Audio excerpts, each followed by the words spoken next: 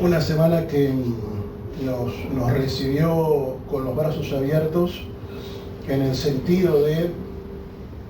entender de que cada estación tiene sus propias particularidades. Y hoy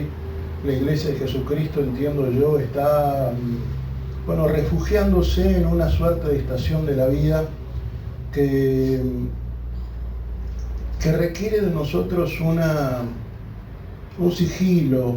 que creo que requiere de nosotros una sensibilidad y una atención especial, porque la propia vida ha sido diseñada no para los cambios bruscos, sino para darle al ser humano la posibilidad de una manera programática, de una manera no tan violenta, de ir ayornándose, de ir entrando en otra estación y no de hacerlo de una manera tan brusca. Es como que la vida ha sido diseñada, entiendo, para ir preparándonos para lo porvenir.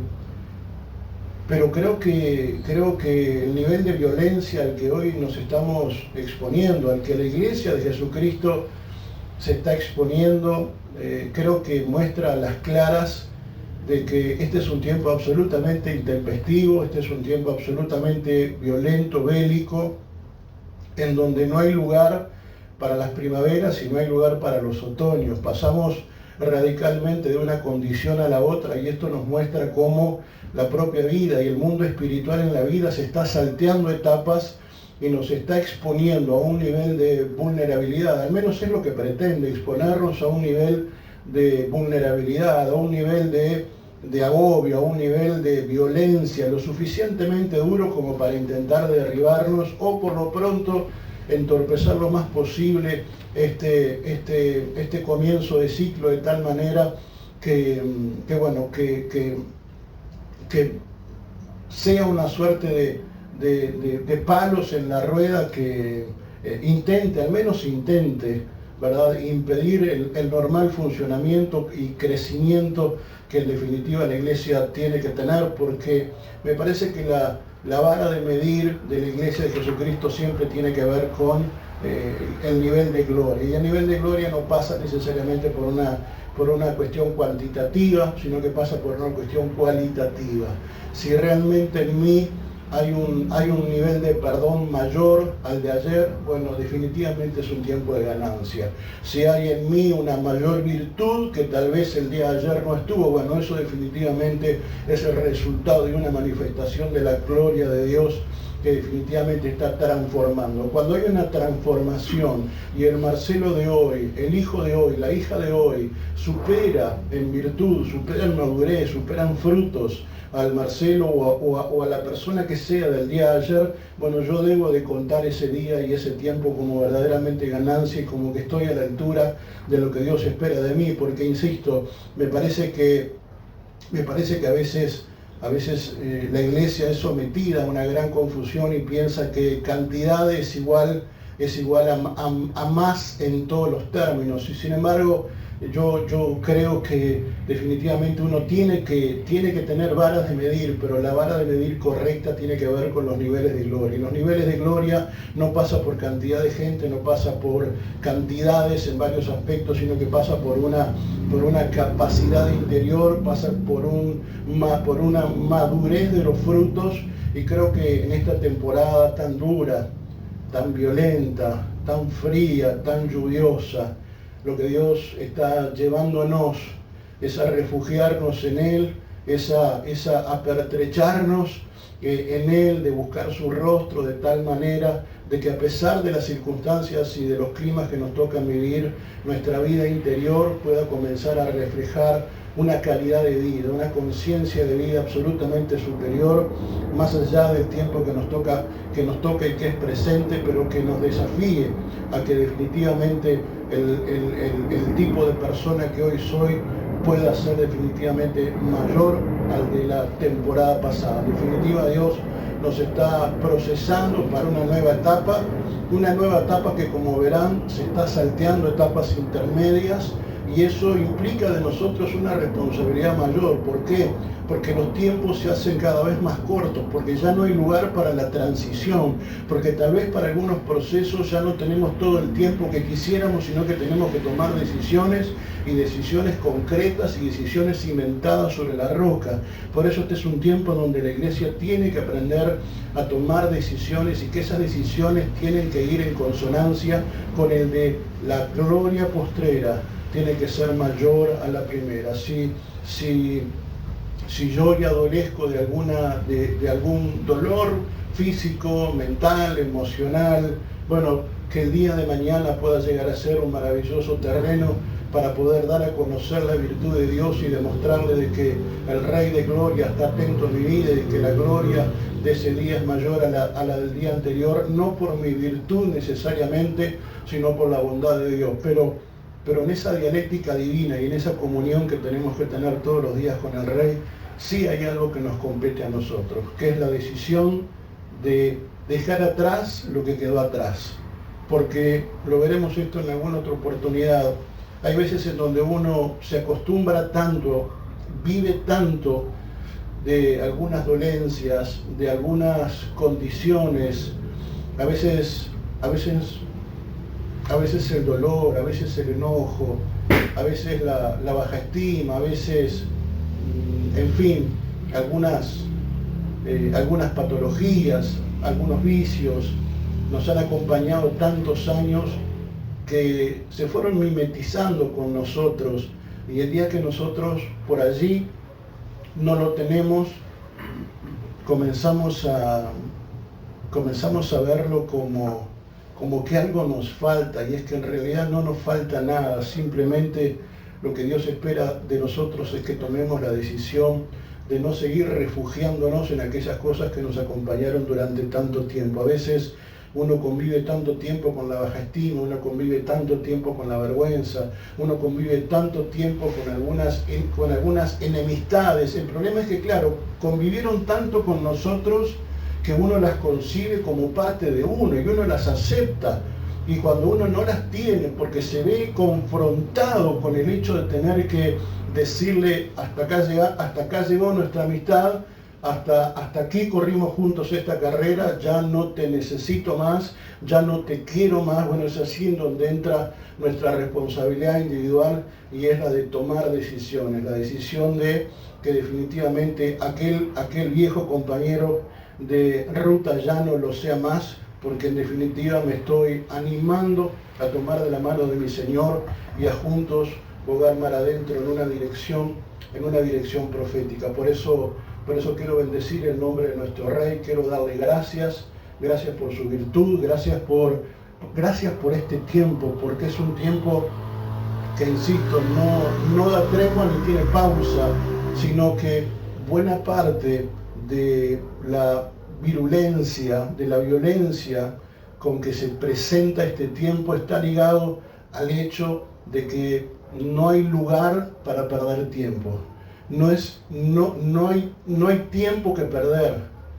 hay decisiones que tomar, y esas decisiones me tienen que aventurar a mí a que el Marcelo de mañana sea mejor que el Marcelo de hoy. Y así en cada aspecto de la vida. Pero varón, ¿en qué ámbitos entonces concretamente? Bueno, si queremos empezar por algo, si hay un llamado, si hay una vocación, si hay una disciplina, si hay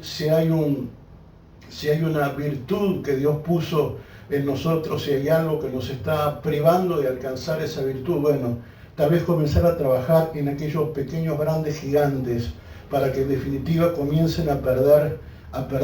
su estatura. Siempre recuerdo el testimonio de un pastor en Guatemala, un hombre tremendo de Dios, un hombre con una sapiencia absolutamente maravillosa, y él en determinado momento dio testimonio de cómo su congregación, una congregación que había comenzado de una manera muy rápida a crecer, eso le llevó a involucrarse en la compra de un predio, en la edificación de un templo que pudiera albergar a cientos de personas, Él comenzó a ver la mano de Dios, él vio la mano de Dios y comenzó a aventurarse, él decidió bogar mar adentro, pero algo pasó a nivel nacional y no solamente impactó sobre la economía de Guatemala en aquel entonces, sino que evidentemente también impactó sobre la economía de la congregación. Claramente los recursos económicos comenzaron a diezmar y evidentemente los compromisos que el pastor había asumido, bueno, comenzaron a ser un problema, un verdadero problema para el pastor y en definitiva para el resto de la congregación, pero buena parte de la carga evidentemente, porque él dio el nombre, dio la cara, la llevaba este varón de Dios. Cuando tuvo que hacer frente a todos esos desafíos, se sintió delante de una enorme impotencia, tuvo muchos interrogantes. Sin embargo, él, creo que de manera muy acertada, entendió que la única respuesta podía venir de parte de aquel que le llevó a aventurarse a ese sueño. Y cuando él se mete en el secreto de Dios, Dios le muestra una visión de una serpiente que tenía que ver con una entidad espiritual que estaba anclada en esa ciudad y el Señor le había revelado que esa serpiente, esa entidad espiritual, gobernaba sobre las finanzas de ese lugar, porque el lugar en donde él había comenzado a construir el templo era una suerte de banco, había tenido sobre la región una enorme injerencia económica, financiera. Evidentemente el tiempo había pasado, pero había allí un enclave espiritual, había allí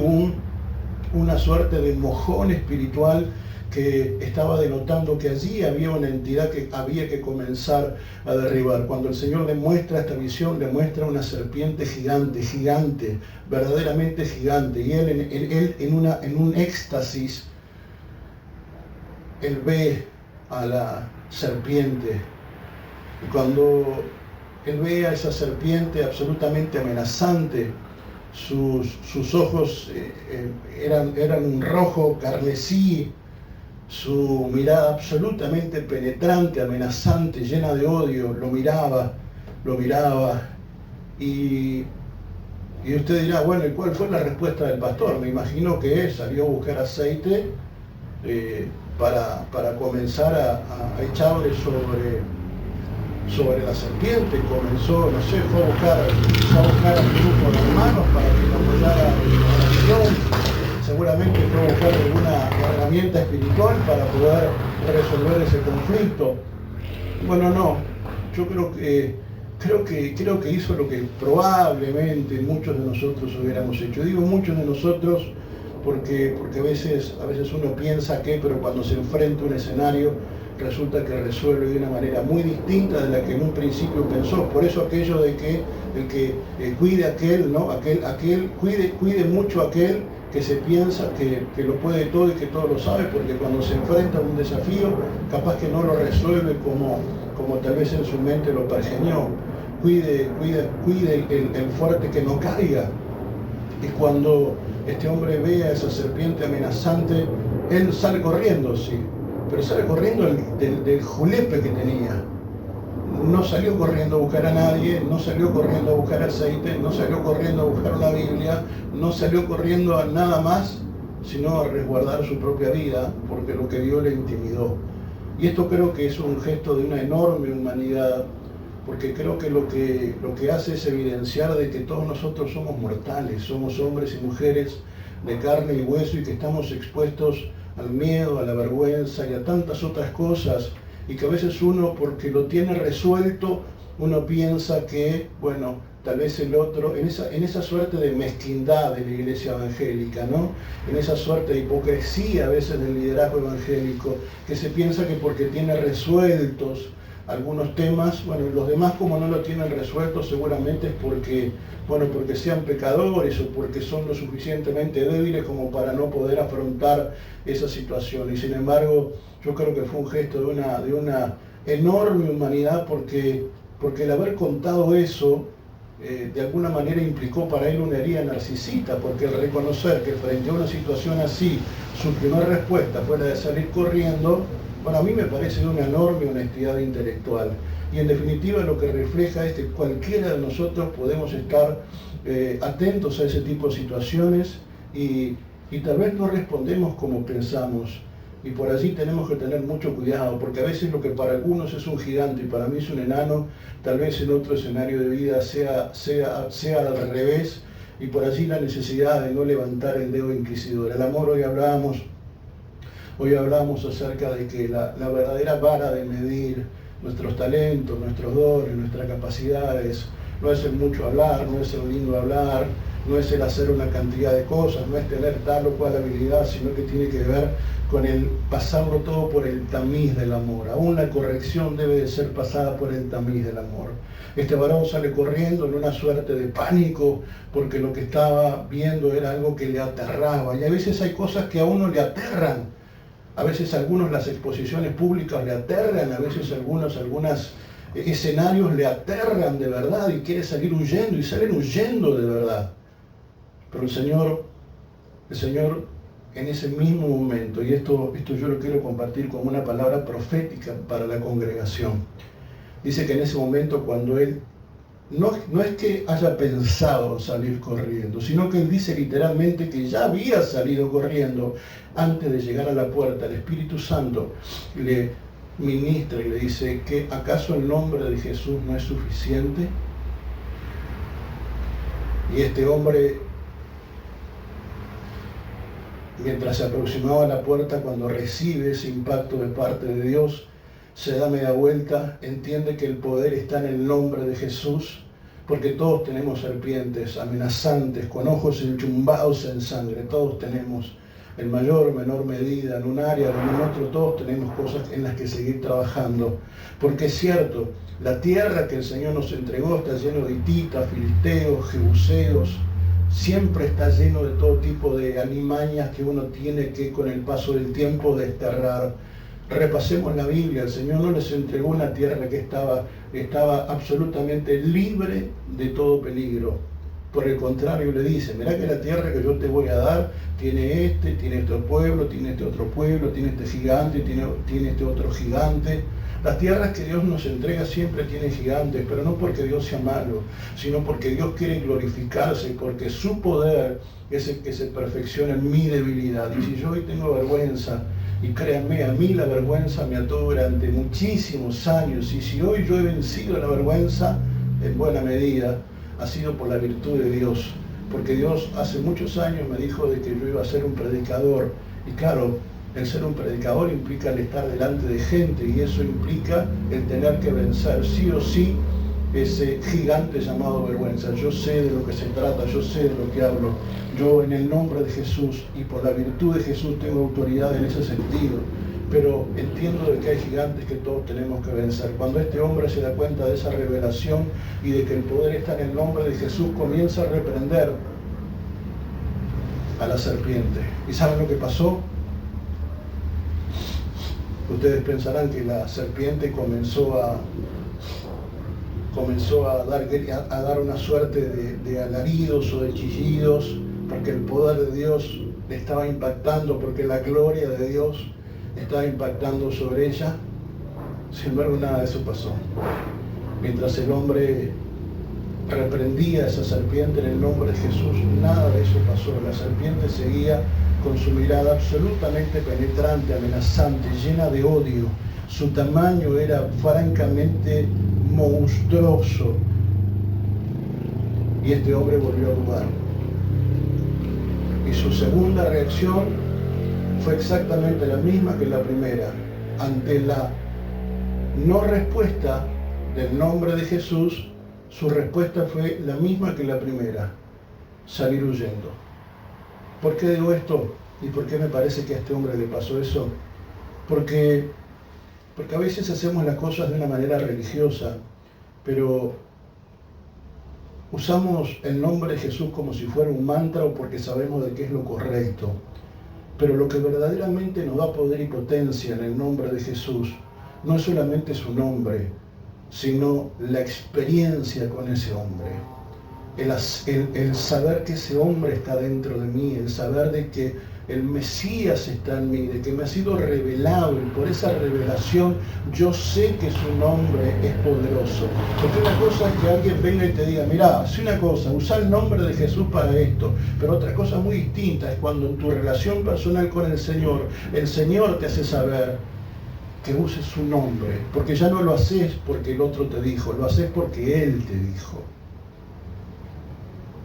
Y eso tiene que ver con un